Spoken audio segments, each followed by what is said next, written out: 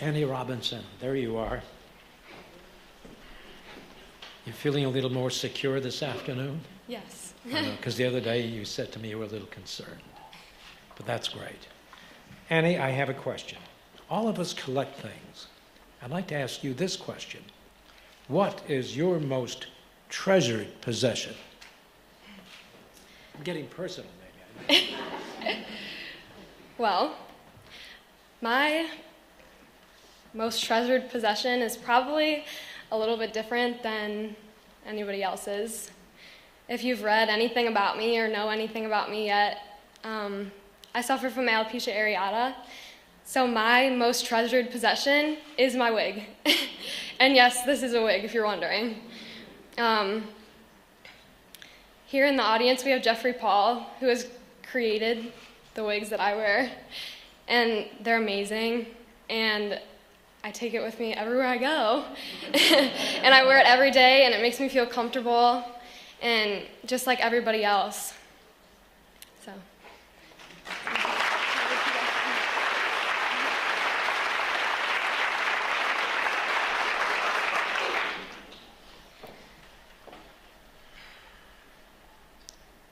As I reached up and felt the smooth, round, soft patch of skin where my long locks of brown hair had previously been, I felt the fear and uncertainty of what my disease would become boil up inside of me. Almost paralyzed by the fear of others discovering my secret, my mom and I began our morning ritual of covering the bald patches that had appeared on the top of my head with a thick black headband. At school, this disguise allowed me to feel like everyone else and momentarily focus on a fun game of tag. I was shocked back to reality by the grasp of a boy's hand ripping the headband from my head. My heart dropped to my toes as he yelled out to everyone around, "Ew, you're bald?"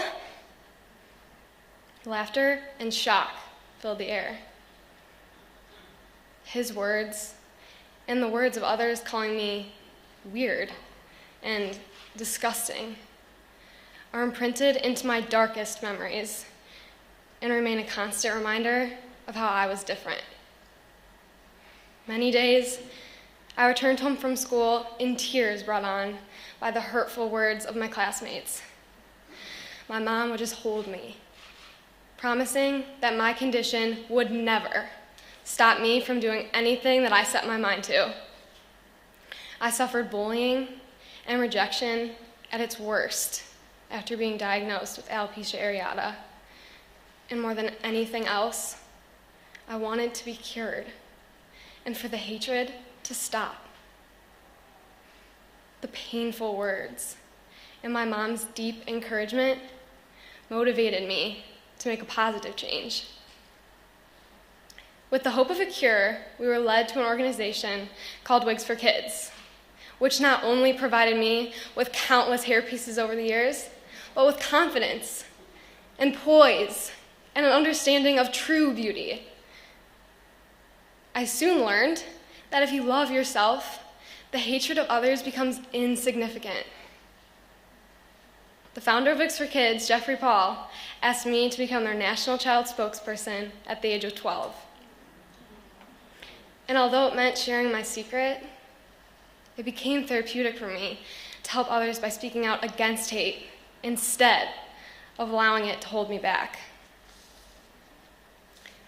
It became my personal mission to encourage others to celebrate our unique qualities instead of magnify our differences.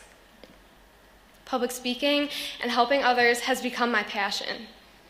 Through my role at Wigs for Kids, I've had the opportunity to share my message at the annual Zoo Walk, participate in public service announcements, and many other fundraising events. I was recently inducted into the National Honor Society at my high school, and I plan to continue to educate others and promote a message of inclusion. I also plan to attend and graduate college with a degree in communications and pursue public speaking. everyone's greatest fear is being different and feeling rejected. I now realize that extending a hand to those who feel alone is the best way to rise above discrimination. After all, aren't our differences ultimately what make us the same? Thank you.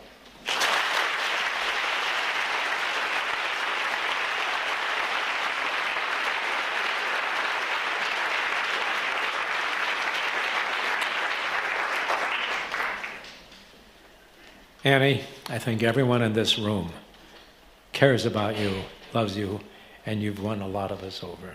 Thank you. That doesn't mean you're a winner yet. It's up to those guys, you know that. I just got a little emotional working with these kids.